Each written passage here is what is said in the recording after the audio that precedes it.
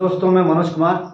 आज हम कक्षा 10 के विज्ञान में नया टॉपिक पढ़ेंगे, नया चैप्टर पढ़ेंगे बेटा। और उस नए चैप्टर का नाम है प्रिज्म द्वारा प्रकाश का अपवर्तन एवं वर्ण विक्षेपण। प्रिज्म द्वारा प्रकाश का अपवर्तन एवं वर्ण विक्षेपण, ये हम लोग देखेंगे। लेकिन इसको पढ़ने से पहले हम लोग जानेंगे कि प्रिज्म क्या होता है। व्हाट इज प्रिज्म, यानी कि प्रिज्म होता क्या है। सबसे पहले हम लोग इसके बारे में देखेंगे, तो देखा जाए। प्रिज्म हम लोग देखेंगे, PRISM प्रिज्म होता है।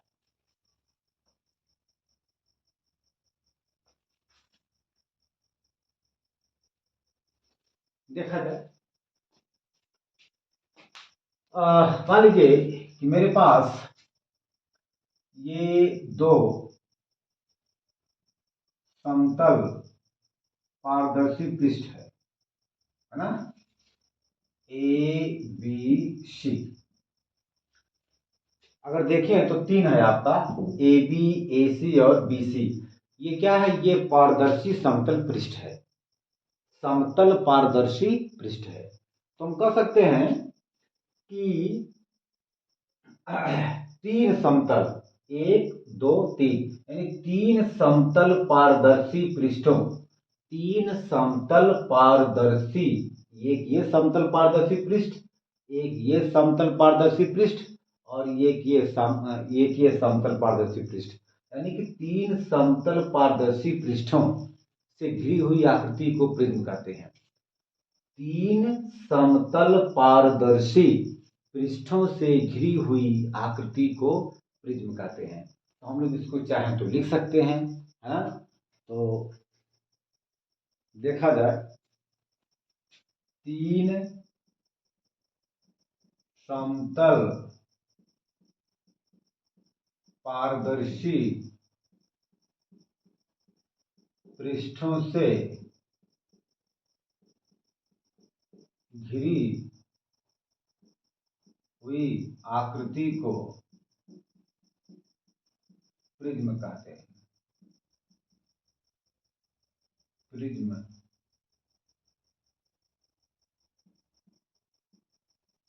कहते, ये आपका हो गया, ठीक। अच्छा, इसे AB और AC को हम लोग कहते हैं अपवर्तक पृष्ठ। अपवर्तक पृष्ठ है ये भी आपका, क्या है? अपवर्तक पृष्ठ, अपवर्तक पृष्ठ है। इस कोण A को कहते हैं प्रिज्म का अपवर्तन कोण। इस कोण A को कहेंगे या कहते हैं प्रिज्म का अपवर्तन कोण। प्रिज्म का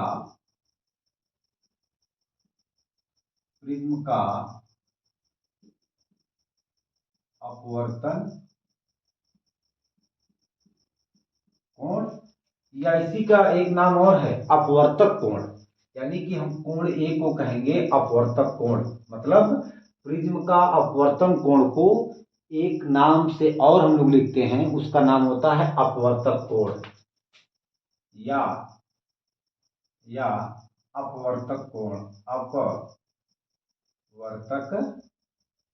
कोण, है ना।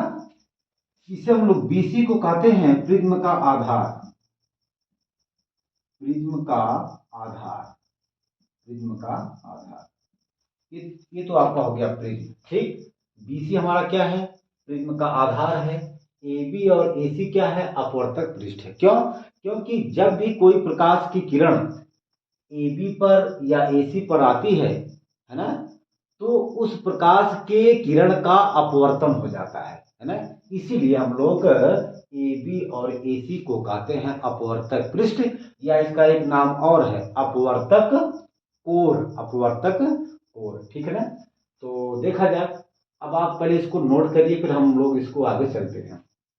पहले आप इस चीज को नोट करिए, फिर हम लोग पढ़ेंगे कि प्रिज्म के द्वारा प्रकाश के किरण का अपवर्तन कैसे होता है। यानी किसी भी प्रिज्म के द्वारा प्रकाश के किरण का अपवर्तन कैसे होता है, ये हम लोग इस वीडियो में देखेंगे, लेकिन सबसे पहले आप इस चीज को नोट करिए, ठीक है ना। चलो हो गया। चलो देखा जाए। अब हम लोग डालेंगे हेडिंग, प्रिज्म के द्वारा प्रकाश के किरण का अपवर्तन।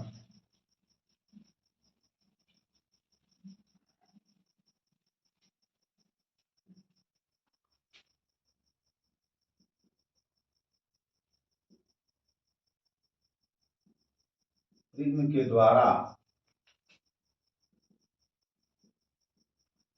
प्रकाश के प्रिज्म के द्वारा प्रकाश के किरण का अपवर्तन, ये हम लोग पढ़ेंगे। मतलब refraction, REFRACTION, refraction of light, है ना, through THROUGH, through prism, PRISM, ये हम लोग देखेंगे इस वीडियो में। देखा जाए।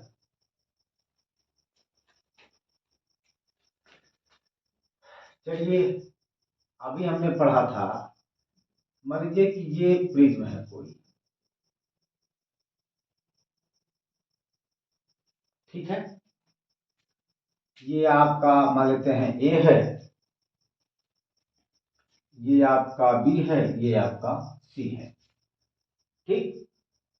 तो हम लोग जानते हैं कि जो प्रिज्म होता है वह कांच का बना होता है, यानी जो हमारा प्रिज्म बना होता है वह कांच का बना होता है। अगर यह कांच है, इसे हम लोग कहेंगे सघन माध्यम, यानी प्रिज्म को हम लोग कहेंगे सघन माध्यम। बाकी प्रिज्म के बाहर जो भी माध्यम है उसे हम लोग कहेंगे विरल माध्यम। प्रिज्म के बाहर यानी ये सब जो है, इन सभी माध्यम को हम लोग कहेंगे विरल माध्यम, लेकिन इस माध्यम को यानी कि प्रिज्म के अंदर के माध्यम को हम लोग कहेंगे सघन माध्यम। क्यों? क्योंकि कांच जो है हवा की अपेक्षा क्या होता है, सघन माध्यम होता है। तो देखा जाए, हम लोग जानते हैं कि जब कोई प्रकाश की किरण, है ना, जब कोई प्रकाश की किरण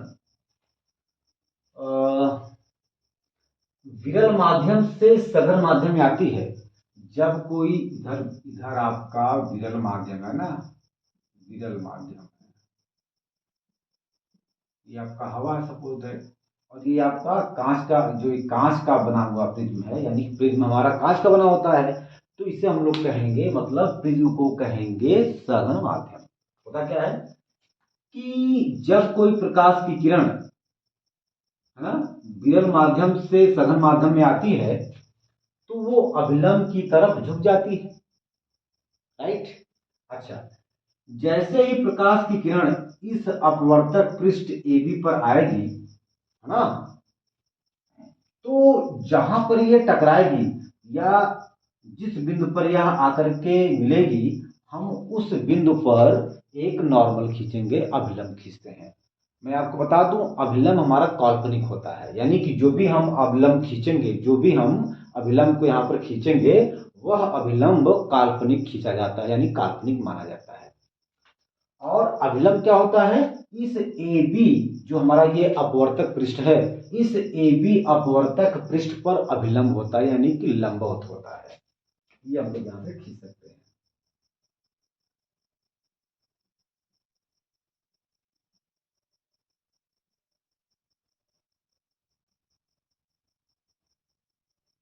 ये इसको हम मान लेते हैं कि N1 है। अच्छा, और हमको पता है कि अभिलंब और आपतित किरण के बीच बना कोण जो है वह आपतन कोण होता है। अभिलंब और आपतित किरण के बीच बने कोण को आपतन कोण कहते हैं, और आपतन कोण को I से लिखा जाता है, यानी ये हमारा आपतन कोण I हो गया। देखा जाए, अब हमने आपसे बताया कि ये हमारा सघन माध्यम है, ये हमारा विरल माध्यम है। तो जब भी कोई प्रकाश की किरण जब भी कोई प्रकाश की किरण विरल माध्यम से चलकर जब सघन माध्यम में प्रवेश करती है तो वह अभिलंब की तरफ झुक जाती है।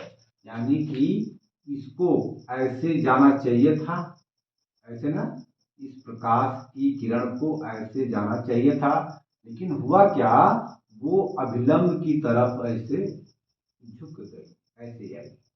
राइट। अच्छा, चलिए, अब हमारा ये अगर आई कोण है तो ये हमारा हो जाएगा आर कोण। क्यों? क्योंकि यह आपतन कोण है। आपतन कोण क्या होता है? अभिलंब अभिलंब और अपवर्तित किरण, अभिलंब और अपवर्तित किरण के बीच बने कोण को अपवर्तन कोण कहते हैं और अपवर्तन कोण को स्मॉल आर से शो करते हैं। हो गया। अच्छा, जब प्रकाश की किरण जो है, अच्छा हम मान लेते हैं कि यह जो है Q बिंदु पर आके काटता है, और जैसे ही हमारा ये प्रकाश की किरण जो है ये यहाँ पे गया है, माने AC अपवर्तक पृष्ठ पर गया है, हम मान लेते हैं कि यह R बिंदु पर काटता है ना। तो अब हम लोग यहाँ भी एक अभिलंब खींचेंगे। भाई AC हमारा क्या है? अपवर्तक पृष्ठ है। तो ये जो हमारा प्रकाश की किरण जब है, जब AC पर गई है तो AC पर R बिंदु पर जाकर के काट रही है। तो अब हम लोग इस R बिंदु पर एक अभिलंब यहां भी हम लोग खींचेंगे। ये हमने अभिलंब खींचा। हम मान लेते हैं कि यह हमारा अभिलंब N2 है। अच्छा, होता क्या है, इस प्रकाश की किरण को ऐसे सीधे जाना चाहिए था, ऐसे ना, लेकिन हुआ क्या, आप जानते हैं कि जब कोई प्रकाश की किरण सघन माध्यम से चलकर जब विरल माध्यम में जाती है तो वह अभिलंब से दूर हटती है, वह अभिलंब से दूर हट जाती है। यानी कि प्रकाश की किरण जो है वो अभिलंब है, नहीं, ये हमारा क्या है, ये हमारा अभिलंब है। तो अब ये प्रकाश की किरण जो है जब सघन माध्यम से विरल माध्यम में आएगी तो अभिलंब से दूर हट जाती है, यानी कि ये ऐसे आ जाएगी। ठीक। अच्छा, अब देखा जाए, अब ये हमारा कोण जो है ये वाला, ये हम मान लेते हैं। अच्छा, एक चीज और है, यह कोण हम मान लेते हैं, यह कोण हमारा जो है आर डैश है, यह हमारा आपतन कोण है और ये हमारा अपवर्तन कोण हो जाएगा। और इसको हम मान लेते हैं कि ये हमारा आई डैश क्या है, अपवर्तन कोण हो गया। राइट। अच्छा, अब हम मान लेते हैं कि ये दोनों अभिलंब जो है बिंदु ई पर आपस में काटते हैं, है ना। अच्छा, इसे हम लोग कहेंगे आपतित किरण, इसे हम लोग कहेंगे निर्गत किरण। यानी कि ये यस है, मान लीजिए ये आपका आर्यस क्या है, ये आपका आर्यस निर्गत, आर्यस हमारा निर्गत प्रकाश की किरण है। और ये हमारा जो है ये वाला, ये हमारा आपतित किरण है। यदि मैं निर्गत किरण को पीछे की तरफ मिलाऊं, ये एक दूसरे को डी बिंदु मान लेते हैं कि डी बिंदु पर काटते हैं। हम लोग देखते हैं कि ये आपतित किरण और ये निर्गत किरण के बीच जो है एक कोण डेल्टा बनता है, इसे हम डेल्टा मान लेते हैं, और यही डेल्टा कोण जो है विचलन कोण कहलाता है। भाई ये आपका क्या है, आपतित किरण है, ये आपका क्या है, निर्गत किरण है। अगर हम निर्गत किरण को पीछे की तरफ थोड़ा सा मिलाएं तो हम पाते हैं कि आपतित किरण और निर्गत किरण के बीच एक कोण बनता है, और उस कोण को हम मान लेते हैं कि डेल्टा कोण है, और यही डेल्टा कोण जो है विचलन कोण कहलाता है। राइट। अच्छा, चलिए देखा जाए, ये चीज हमारा हो गया। अच्छा, यही हमारा हो गया प्रकाश, प्रिज्म के द्वारा प्रकाश के किरण का अपवर्तन। यानी कि किसी भी प्रिज्म के द्वारा, किसी भी प्रिज्म के द्वारा जो है ना, प्रकाश के किरण का अपवर्तन इसी प्रकार से होता है। तो ये आपका हो गया। अब आप इसको बढ़िया से नोट करिए, फिर हम आगे चलते हैं। और हम इसमें सबसे पहले ये देखेंगे कि वास्तव में विचलन कोण क्या है, वो न्यूनतम विचलन कोण क्या होता है। न्यूनतम विचलन कोण देखेंगे। भाई ये तो हमारा हो गया डेल्टा, इसे मतलब ये डेल्टा हमारा कहलाता है विचलन कोण। लेकिन एक टॉपिक इसमें और है कि न्यूनतम विचलन कोण क्या होता है। मैं आपको बता दूं कि जैसे जैसे अगर हम इस आपतन कोण के मान को बढ़ाते चले जाएं, यदि हम आपतन कोण के मान को बढ़ाते, मतलब आई का मान, ये क्या है, ये आपका आपतन कोण है।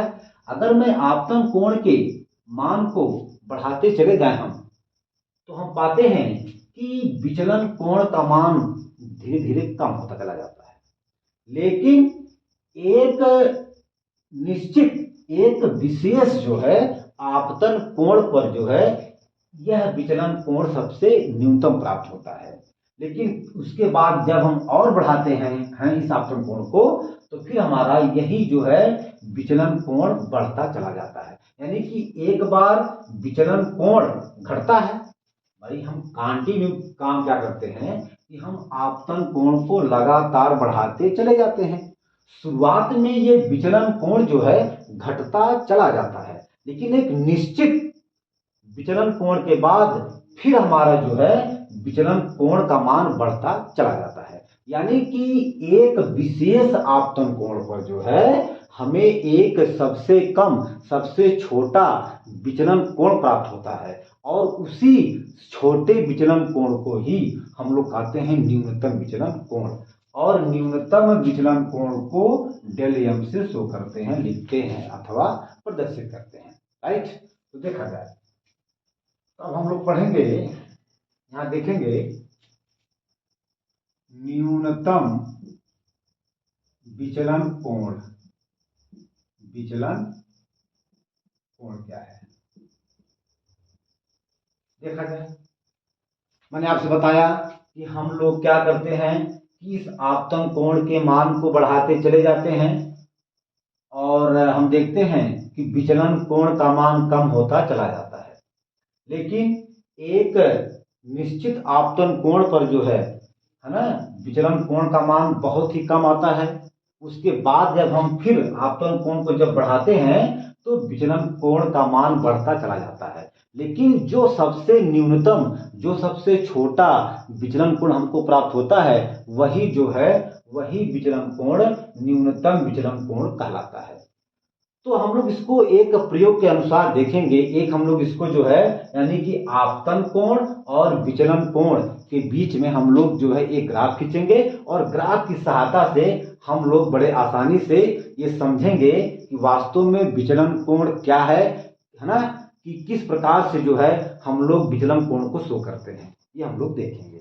चलिए हम मान लेते हैं कि यहां पर आपतन कोण लिखते हैं, ये आपतन कोण है, और यहां पर हम लोग मान लेते हैं कि ये विचलन कोण है। विचलन कोण है, राइट। अच्छा, हमने काम क्या किया, हमने काम क्या किया कि हम मान लेते हैं कि 30 अंश आपतन कोण पर, 30 अंश आपतन कोण पर जो है विचलन कोण का मान 50 अंश है। राइट, इसके बाद हम अब इस आपतन कोण को बढ़ा लेते हैं 30 से 35 अंश, तो हम पाते हैं कि विचलन कोण का मान 46 अंश आ जाता है। इसके बाद हम आपतन कोण को 40 अंश बढ़ा लेते हैं, तो हम पाते हैं कि विचलन कोण का मान भी 40 अंश आ जाता है। अब हम आपतन कोण को 45 अंश बढ़ा लेते हैं, तो हम पाते हैं कि विचलन कोण 45 अंश पर 44 डिग्री हो जाता है, अंश हो जाता है। फिर हम जब आपतन कोण को 50 अंश बढ़ाते हैं तो ये हमारा विचलन कोण 48 अंश हो जाता है। और जब हम आपतन कोण को 55 अंश बढ़ाते हैं तो विचलन कोण का मान लगभग 52 अंश हो जाता है। तो मैं अगर ध्यान से देखूं, मैं जो है कंटिन्यू आपतन कोण को हम बढ़ाते चले जा रहे हैं, लेकिन हम लोग यहां पर देखें कि विचलन कोण का मान शुरू में घटता चला जाता है, यानी कि लगभग 40 अंश तक आते आते वो घटता चला जाता है, लेकिन 40 अंश के बाद हमारा विचलन कोण का मान बढ़ता चला जाता है ना। यहां तो आपतन कोण का मान कंटिन्यू हम बढ़ा रहे हैं, लेकिन विचलन कोण का मान क्या हो रहा है कि शुरुआत में तो घटता चला जाता है, लेकिन एक फिक्स न्यूनतम है ना, न्यूनतम कोण के बाद विचलन कोण का मान बढ़ता चला जाता है, जबकि आपतन कोण लगातार बढ़ता जा रहा है। तो अगर मैं ध्यान से देखूं, यही हमारा जो है, यही जो सबसे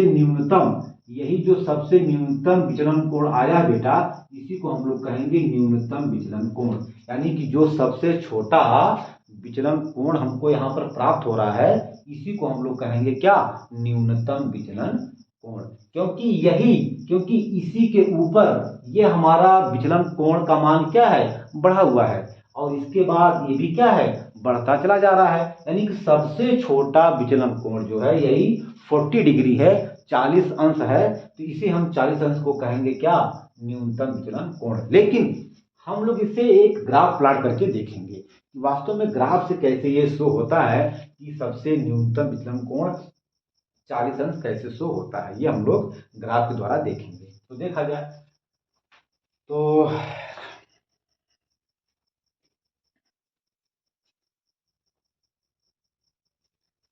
हम यहां पर एक ग्राफ खींचेंगे इसे,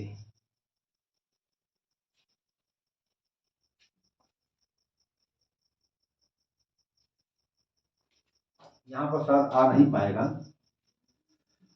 तो जरा सा मैं इसको मिटाऊंगा, है ना, पहले मैं आपको ग्राफ समझाऊंगा, इसके बाद तब हम चलेंगे। चलिए,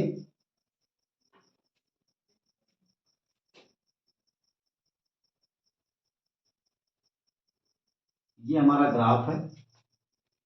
हम मान लेते हैं कि ये x अक्ष है और ये हमारा y अक्ष है, राइट।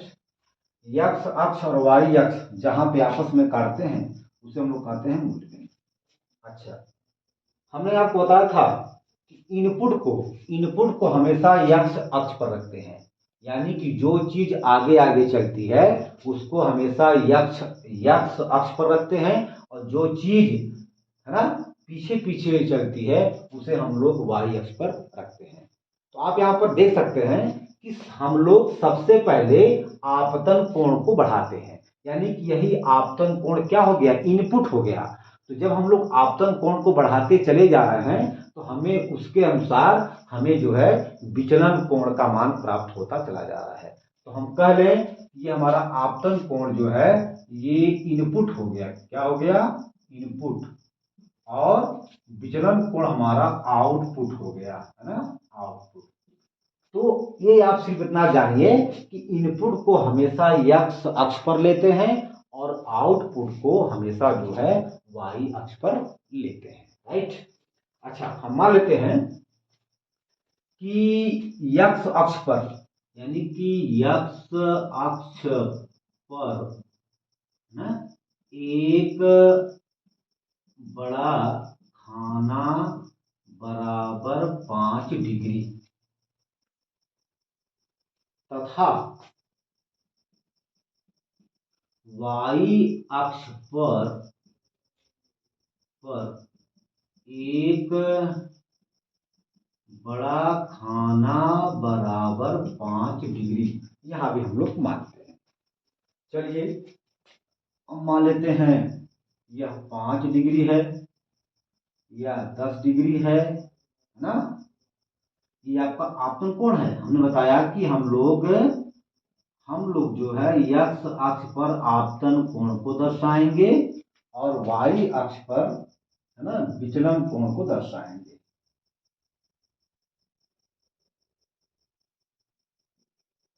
विचलन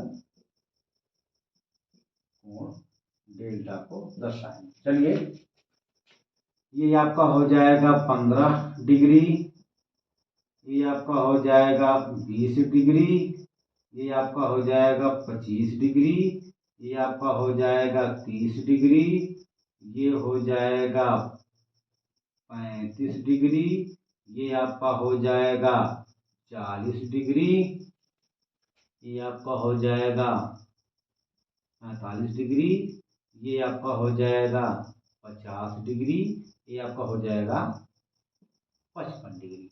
राइट। चलिए, इस पर ये आपका हो जाएगा 5 डिग्री, ये आपका 10 डिग्री, ये 15 डिग्री, ये 20 डिग्री, ये 25 डिग्री, ये 30 डिग्री, ये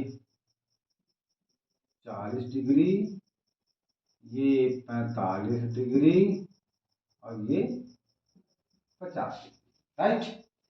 तो x अक्ष पर आपतन कोण को दर्शाते हैं और y अक्ष पर विचलन कोण को दर्शाते हैं। तो देखा जाए, 30 अंश पर क्या है, 50 अंश, यानी कि जब हमारा आपतन कोण 30 अंश है तो उस समय हमारा विचलन कोण 50 अंश है। तो 30 अंश कहाँ पे है, ये है ना, और विचलन कोण हमारा 50 अंश कहाँ पे है, ये, इसकी सीध में ये हो जाएगा ना, ये आपका हो जाएगा, ये हो जाएगा। राइट। चलिए, जब हमारा आपतन कोण 35 डिग्री है तो उस समय विचलन कोण 46 डिग्री है, यानी कि 35 अंश पर, यानी कि आपतन कोण 35 अंश पर जो है विचलन कोण 46 अंश हो जाता है। तो 35 अंश कहाँ पे है, ये हमारा आपतन कोण है, तो आपतन कोण पर, यानी आपतन कोण क्या है, 35 अंश, और 35 अंश पर विचलन कोण 46 अंश हो जाता है। तो देखा जाए तो 46 अंश हमको लगता है कि यहाँ तक तो 45 अंश है, यही होगा, यहीं पर क्या होगा, 46 अंश होगा। तो 35 अंश कहाँ पे है, ये है, तो हमारा ये कहने मतलब ये हो जाएगा, ये हो जाएगा, है ना। चलिए, अच्छा, अब आपतन कोण 40 अंश पर विचलन कोण 40 अंश हो जाता है। तो 40 अंश कहाँ पे है, ये है, और इसका ये आपतन कोण, सॉरी, आपतन कोण 40 अंश है और विचलन कोण क्या है, यहाँ पर हमारा 40 अंश है। आपतन कोण 40 अंश है और 40 अंश पर विचलन कोण यह हमारा 40 अंश है। इसके सीध में हो जाएगा, ये आपका हो जाएगा। राइट। अच्छा, जब हमारा आपतन कोण 45 अंश है तो उस समय हमारा विचलन कोण 44 अंश हो जाएगा। तो 45 अंश हमारा ये है और 44 अंश हमको लगता है कि यहाँ पे होगा, ये यहाँ पे होगा, ये हो जाएगा, है ना। अरे भाई, यहाँ तक तो 45 अंश है, ठीक उसके हल्का सा नीचे जो है, इसके 45 अंश के नीचे जो है, हल्का सा नीचे 44 अंश हो जाएगा विचलन कोण। ये हमारा हो गया। जब हमारा आपतन कोण 50 अंश है तो आपतन कोण 50 अंश पर विचलन कोण 48 अंश हो जाएगा। ये 50 अंश है तो 48 अंश कहाँ पे पड़ेगा, ये लगभग मतलब 50 के हल्का सा नीचे, यानी कि ये यहाँ पर आ जाएगा, ये हो जाएगा। ठीक है। जब हमारा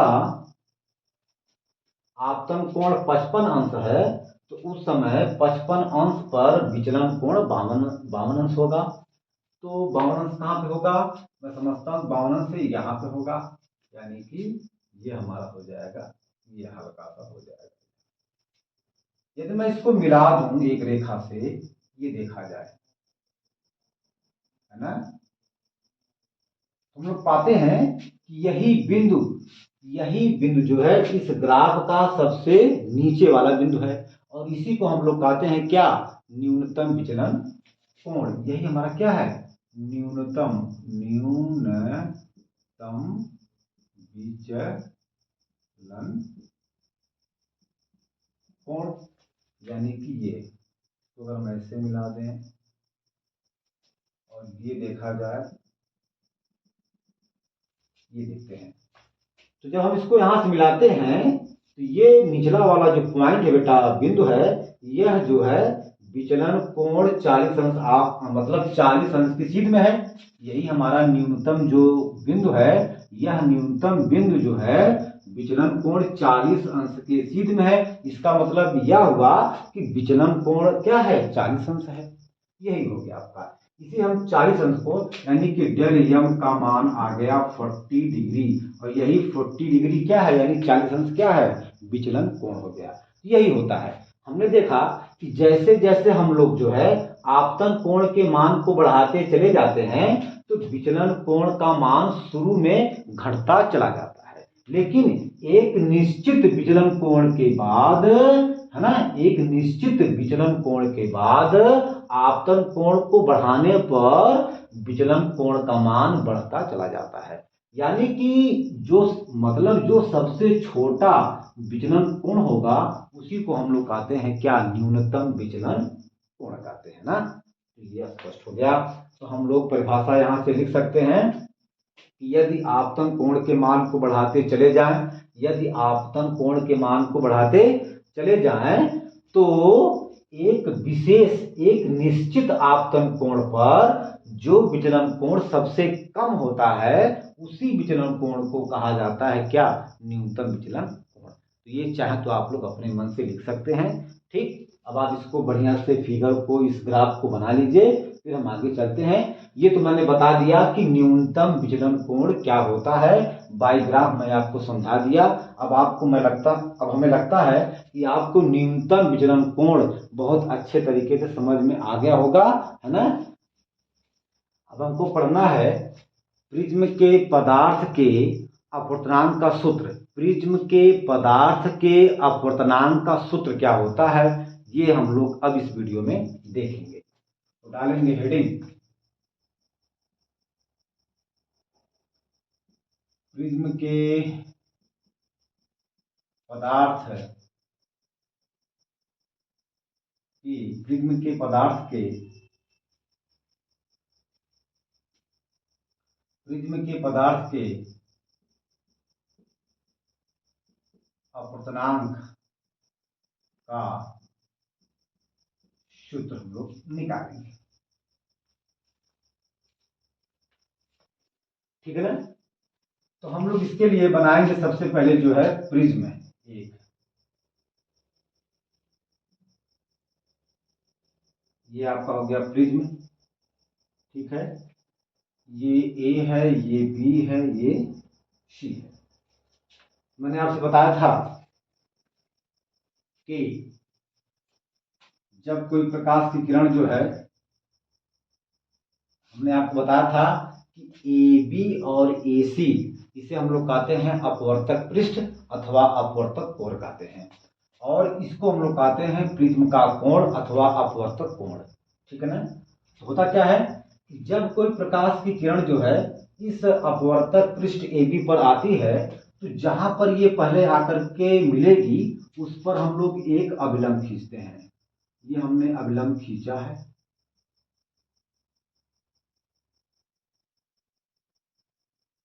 राइट। हम मान लेते हैं कि यह हमारा अभिलंब N1 है ना, और ये R मान लेते हैं कि यह Q बिंदु पर आकर के काट रहा है, यानी कि अपवर्तक पृष्ठ AB के Q बिंदु पर आकर के यह आपतित किरण काट रही है। अच्छा, हम लोग जानते हैं कि हमारा जो प्रिज्म है वह कांच का बना होता है और इसके बाहर हवा है। तो हवा को हम लोग कह सकते हैं कि हवा क्या है, हवा विरल माध्यम है और कांच क्या है, सघन माध्यम है। तो हम लोग जानते हैं कि जब कोई प्रकाश की किरण जो है, जब कोई प्रकाश की किरण विरल माध्यम से चलकर जब सघन माध्यम में आती है तो वह अभिलंब की तरफ झुक जाती है। यानी कि प्रकाश की किरण को, यानी जो ये आपतित प्रकाश की किरण है, इसको सीधे ऐसे जाना चाहिए था, बट हुआ क्या कि वह अभिलंब की तरफ ऐसे झुक गई, है ना। अच्छा, इस कोण को हम लोग कहेंगे आई। क्यों? क्योंकि हम लोग जानते हैं कि अभिलंब और आपतित किरण के बीच बने कोण को आपतन कोण कहते हैं और आपतन कोण को आई से लिखा जाता है, राइट। फिर देखा जाए, यहां पर अपवर्तित किरण और अभिलंब के बीच बने कोण को अपवर्तन कोण कहते हैं और अपवर्तन कोण को स्मॉल आर से लिखते हैं, हमने यहां पर लिख दिया। अच्छा, जब ये अपवर्तित प्रकाश की किरण जो है यहां पर पहुंची है, एसी अपवर्तक पृष्ठ पर जब पहुंची है, हम मान लेते हैं कि यह एसी को बिंदु आर पर काटती है। तो अब हम लोग फिर यहाँ इस आर बिंदु पर एक अभिलंब खींचेंगे, है ना, और वह अभिलंब एसी पर क्या होगा, लंबवत होगा ना, ऐसे आपका लंबवत होगा।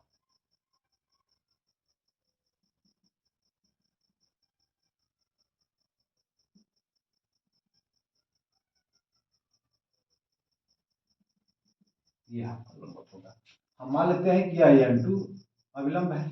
अच्छा, तो हम लोग जानते हैं कि जब कोई, अच्छा इसे हम लोग कहेंगे स्मॉल आर अपवर्तन कोण। ये क्या है, सॉरी ये क्या है, आपतन कोण है। यानी कि अब जो है हमारा प्रकाश की किरण जो है सघन माध्यम से चल करके विरल माध्यम में आती है। हम लोग जानते हैं कि जब कोई प्रकाश की किरण सघन माध्यम से चल करके विरल माध्यम में आती है तो वह अभिलंब से दूर हट जाती है। यानी कि इस प्रकाश की किरण को ऐसे सीधे सीधे जाना चाहिए था, बट हुआ क्या कि वह अभिलंब से, यानी कि हमारा क्या है, अभिलंब है, वह अभिलंब से दूर हट जाती है। ये आरएस को कहेंगे निर्गत किरण और इसको कहेंगे आपतित किरण। तो मैं अगर निर्गत किरण को पीछे की तरफ मिला दूं, है ना, हम देखते हैं कि आपतित किरण और निर्गत किरण के बीच में एक कोण बनता है और वही कोण कहलाता है क्या, विचलन कोण। हम मान लेते हैं कि यह कोण डेल्टा है और विचलन कोण को हम लोग अक्सर डेल्टा से शो करते हैं। यानी कि अब हम कह सकते हैं कि यही डेल्टा कोण क्या है, विचलन कोण हो गया। अब हम मान लेते हैं कि यह बिंदु डी पर काटता है, यानी कि निर्गत प्रकाश की किरण और आपतित प्रकाश की किरण जो है बिंदु डी पर आपस में काटते हैं और इस बिंदु डी पर एक कोण बनता है। उसी कोण को हम लोग कहते हैं विचलन कोण और विचलन कोण को डेल्टा से शो करते हैं, डेल्टा से प्रदर्शित करते हैं, राइट। अच्छा, हम मान लेते हैं कि ये जो है दोनों अभिलंब बिंदु ई पर आपस में काटते हैं, यानी कि N1 और N2, राइट। अच्छा, देखा जाए, चलेंगे हम लोग बेटा। अच्छा,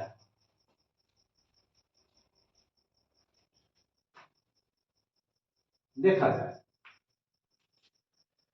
हम लोग चलेंगे त्रिभुज डी क्यू आर में, ये डी क्यू आर में, त्रिभुज डी क्यू आर में बेटा हम लोग अगर देखें ध्यान से तो यह कोण त्रिभुज डी क्यू आर का बहिष्कोण है। ये कोण त्रिभुज डी क्यू आर का क्या है, बहिष्कोण है। तो हम लोग जानते हैं कि किसी भी त्रिभुज का बहिष्कोण अपने सम्मुख अंतः, यानी इस कोण के योगफल के बराबर होगा। किसी भी त्रिभुज का बहिष्कोण अपने सम्मुख अंतः दो कोणों के योगफल के बराबर होता है।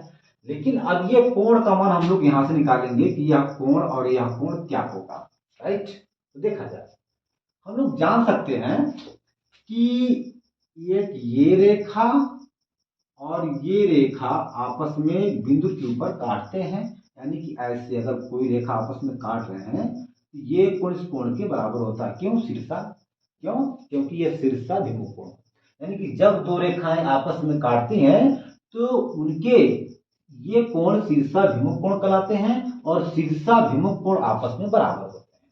तो अब हम कह सकते हैं कि ये रेखा, ये वाला और ये रेखा आपस में बिंदु Q पर काटते हैं और जब बिंदु Q पर काटते हैं तो ये पूरा कोण, ये कोण I के बराबर होगा। अगर ये कोण I है तो ये पूरा कोण भी क्या होगा, I है।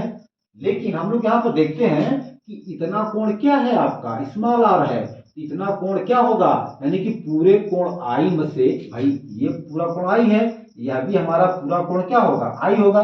तो अगर हम पूरे पूरे कोण I में से इतना कोण R को घटा देंगे तो हमें ये कोण मिल जाएगा। यानी कि देखिए त्रिभुज DQR में ये में जो है त्रिभुज DQR में ये बहिष्कोण डेल्टा बराबर हो जाएगा कोण DQR, यानी इस कोण के DQR प्लस इस कोण के योगफल के, यानी कि DRQ,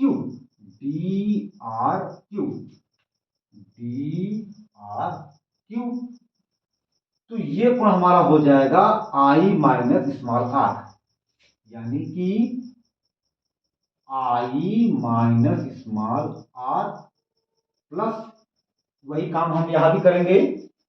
ये रेखा और ये रेखा आपस में काट रहे हैं, ये पूरा कोण इस कोण के बराबर होगा, है ना।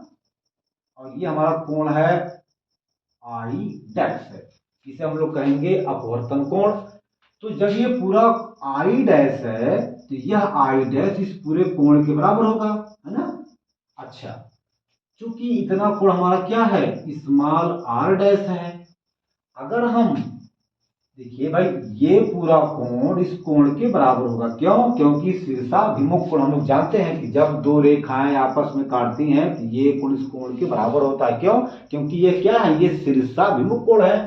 तो ये कोण ये और ये क्या है, आपस में क्या है, इतना पूरा ये शीर्षाभिमुख कोण है। तो चूंकि अब ये पूरा कोण मिला करके क्या है, I डैश है, और लेकिन इतना कोण हमारा क्या है, R डैश है। तो ये क्या होगा, ये वाला, यानी कि पूरे I डैश में से जब हम R डैश को निकाल देंगे ये कोण, यानी कि पूरे I में से I डैश में से जब हम R डैश को निकालेंगे तो हमें ये कोण मिल जाएगा। यानी हमारा ये कोण हो जाएगा I dash minus R dash, ये होगा। हम लोग I डैश को एक साथ रखेंगे, यानी I और I डैश को एक साथ रखेंगे और R डैश को एक साथ रखेंगे, तो हो जाएगा I माइनस I डैश, है ना, minus R plus R dash. ये समीकरण नंबर 1। मैं आपको एक चीज बता दूं, न्यूनतम विचलन कोण की स्थिति में, न्यूनतम विचलन कोण की स्थिति में, है ना, जो है यह कोण इस कोण के बराबर होता है, यानी कि I बराबर I डैश के, I कोण बराबर I डैश के, और ये R कोण बराबर R डैश के। यानी कि न्यूनतम विचलन कोण के कंडीशन में ये कोण I इस I डैश के कोण के बराबर होता है, और ये आपका ये R कोण R डैश कोण के बराबर होता है। ये क्या है, ये आपका वास्तव में क्या है, ये आपका आपतन कोण है। ये क्या है, आपतन कोण है। और ये I डैश क्या है, ये निर्गत कोण है। क्या है, निर्गत कोण है। यानी कि न्यूनतम विचलन की स्थिति में आपतन कोण बराबर होता है निर्गत कोण के, और ये अपवर्तन कोण बराबर होता है आपतन कोण के, यानी कि R डैश के। यानी ये दो कंडीशन ये फॉलो होते हैं कब, जब न्यूनतम विचलन कोण हो। यानी कि न्यूनतम विचलन कोण के कंडीशन में I बराबर I डैश के और R बराबर R डैश के। क्यों होता क्या है, ये कब फल होता है, जब जब ये QR समांतर होता है BC के। यानी कि हम लोग देख सकते हैं कि ये QR BC के समांतर है, यानी कि QR जो है BC के समांतर है। इस कंडीशन में I बराबर I डैश के और R बराबर R डैश के, या हम ऐसे कह लें कि न्यूनतम विचलन कोण की स्थिति में I बराबर I डैश के होता है और R बराबर R डैश के होता है।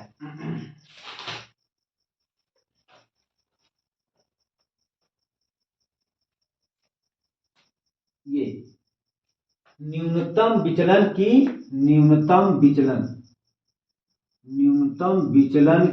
स्थिति में ये I बराबर I डैश के और R बराबर R डैश के, और इस कंडीशन में हम लोग यहाँ पर देखेंगे या देखते हैं कि क्यू आर रेखा BC के समांतर होता है। अगर ऐसा है, यदि क्यू आर रेखा BC के समांतर है तो I बराबर I डैश के, R बराबर R डैश के, आप जान जाइए। अच्छा, तो हम लोग यहाँ पर समीकरण नंबर इसको 1 मान लेते हैं। अब देखते हैं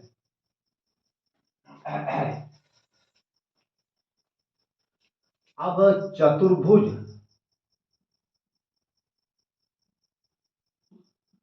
ABQR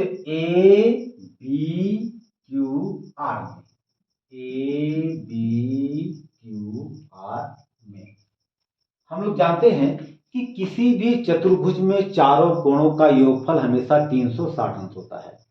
किसी भी चतुर्भुज में चारों कोणों का योगफल, यानी कि चतुर्भुज के चारों कोणों का योगफल हमेशा 360 अंश होता है। मैं अगर ध्यान से देखूं, ये कोण पूरा मिलाकर के ये वाला 90 अंश है, ये 90 अंश है। क्यों? क्योंकि ये क्या है, लंबवत है ना। ये अभिलंब क्या होता है, लंबवत होता है।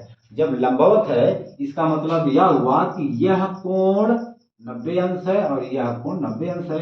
अगर ये दोनों कोण मिलाकर के 90 अंश है तो ये कोण ए और कोण ई मिलाकर के 180 अंश होंगे। यानी कि ये कोण दोनों मिलाकर के 180 अंश हो गए। भाई ये 90 अंश, ये 90 अंश, ये दोनों कोण मिलाकर के 180 अंश हो गए। इसका मतलब यह हुआ कि जो बाकी दोनों शेष कोण बचे हैं चतुर्भुज के, वे दोनों कोणों का योगफल 180 अंश के बराबर होगा। हम लोग लिख सकते हैं कोण ए प्लस कोण ई बराबर 180 अंश। समीकरण नंबर इसको हम 2 मान लेते हैं। राइट। अच्छा,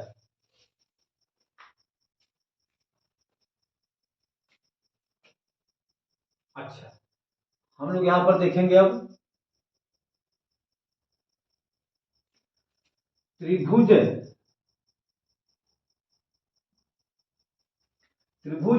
क्यू आर ई में, त्रिभुज क्यू ई आर में, यानी कि ये हमारा त्रिभुज है क्यू ई आर में हम लोग जानते हैं कि किसी भी त्रिभुज में तीनों कोणों का योगफल हमेशा 180 अंश के बराबर होता है। यानी कि हम लोग लिख सकते हैं क्या, कोण ई प्लस कोण ये, कोण आर प्लस कोण आर डैश बराबर यह होगा 180 अंश। समीकरण नंबर 3 मान लेते हैं।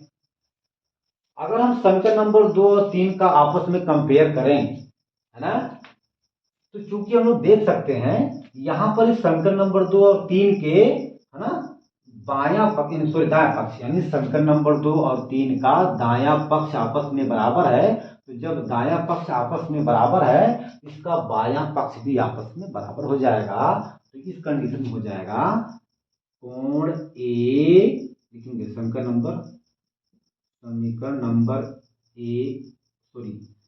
नंबर 2 और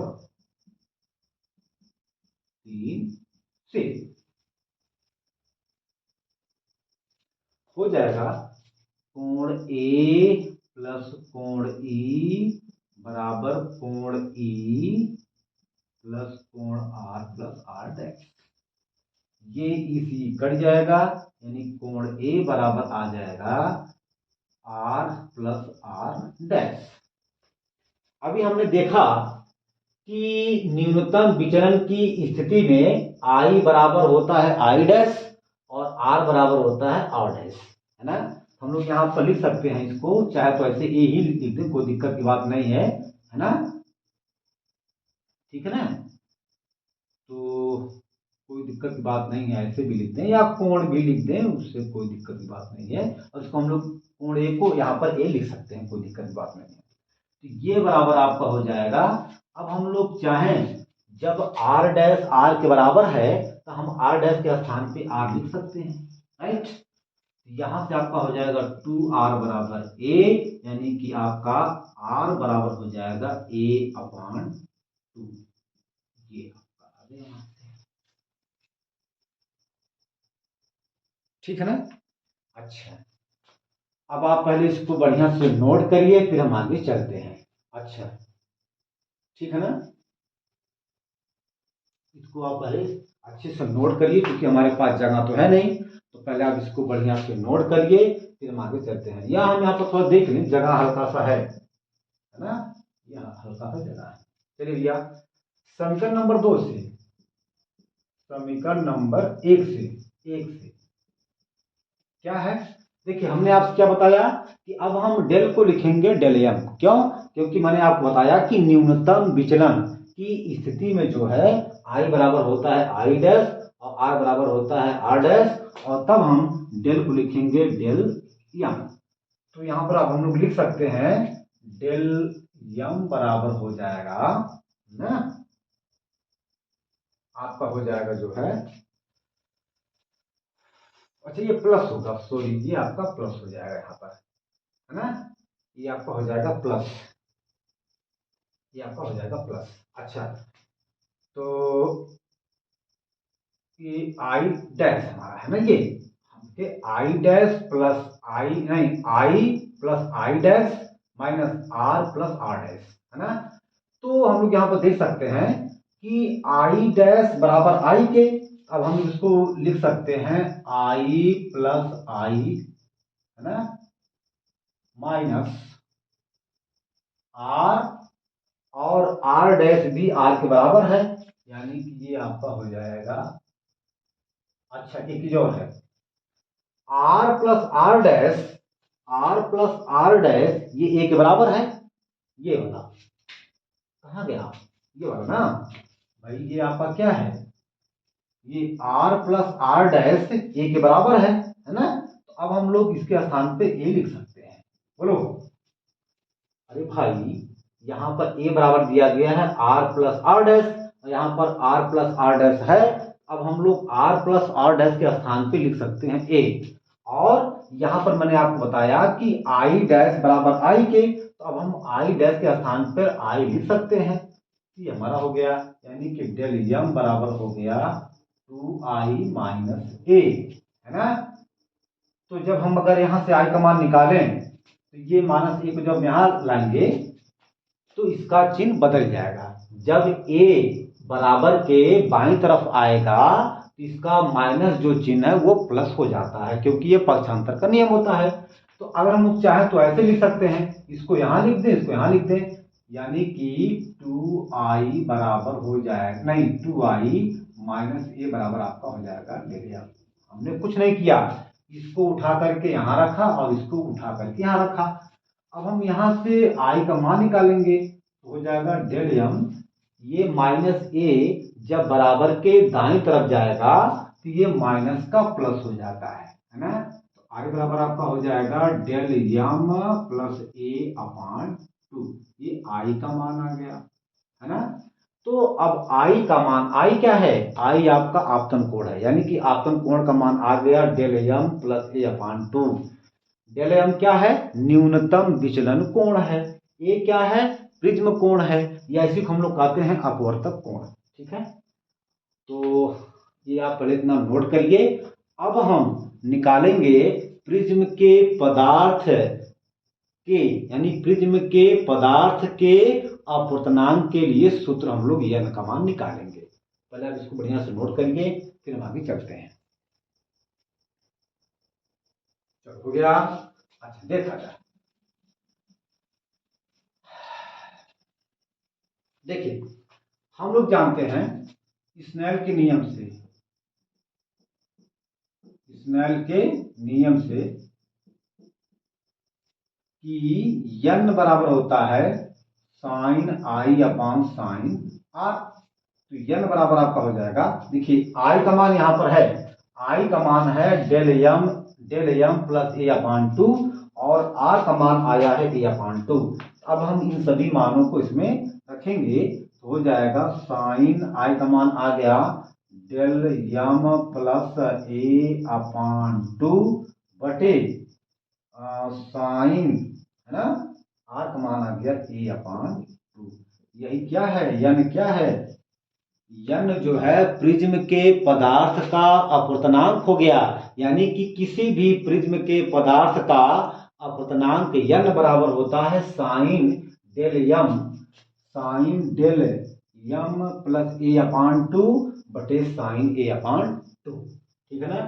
इस पर जो है इस सूत्र पर सवाल पूछा जाता है और हम आपको इस पर सवाल आपको बताएंगे, है ना, इस पर हम आपको सवाल सॉल्व कराएंगे। ठीक, ये n क्या है, n जो है प्रिज्म के पदार्थ का अपवर्तनांक, है ना, ये है। तो आप इसको बढ़िया से नोट करिए और हम थोड़ा सा इसमें और आगे चलेंगे, ठीक है ना।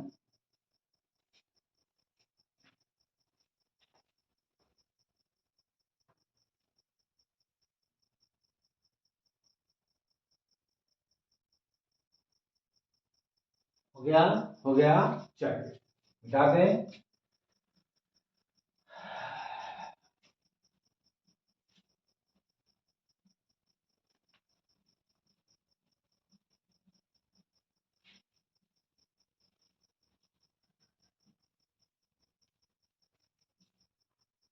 हम चलेंगे पतले प्रिज्म के लिए, पतले प्रिज्म के लिए सूत्र, राइट। देखिए यदि किसी प्रिज्म कोण 5 अंश हो या 5 अंश से कम हो तब उस प्रिज्म को कहा जाता है पतला प्रिज्म। यदि किसी प्रिज्म कोण यानी ए का मान 5 डिग्री हो या 5 डिग्री से कम हो तो हम उस प्रिज्म को कहेंगे पतला प्रिज्म, है ना। तो पतले प्रिज्म के लिए, पतले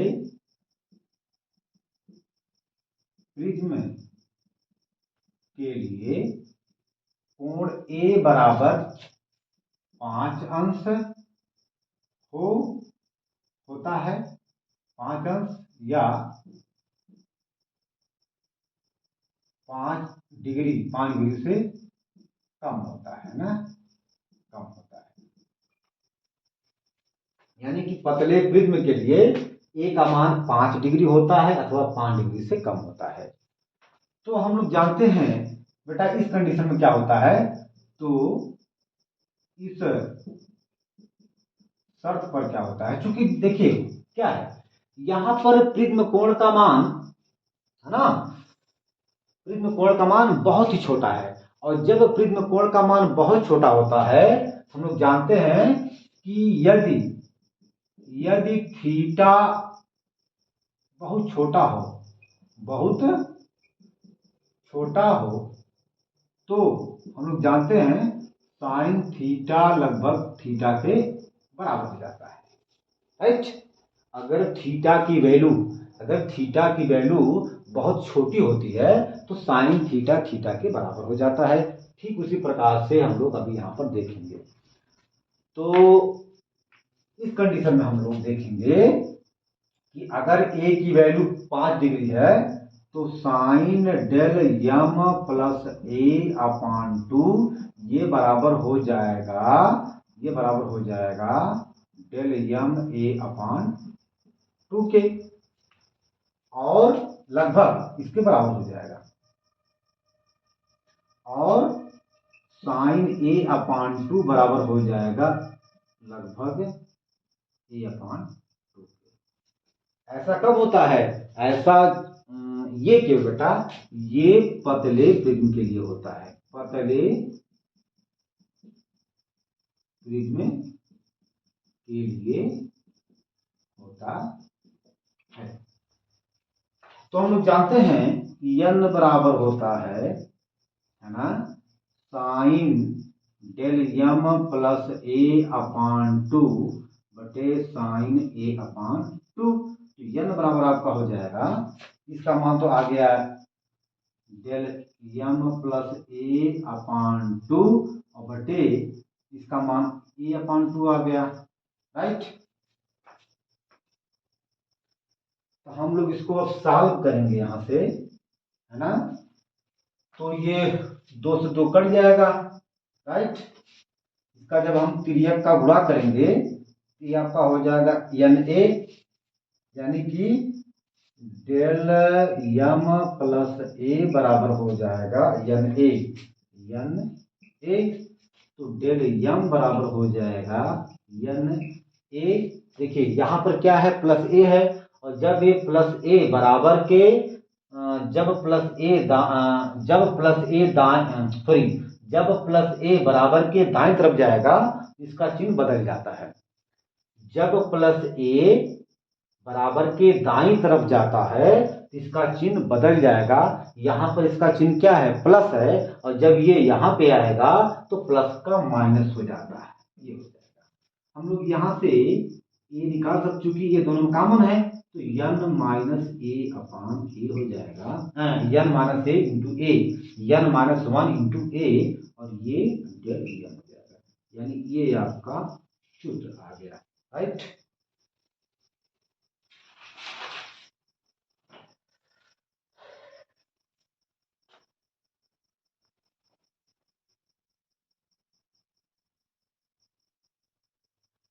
तो ये चीज आपका है, तो आप इसको बढ़िया से पहले नोट करिए, फिर हम जो है इसमें थोड़ा सा और आगे चलते हैं।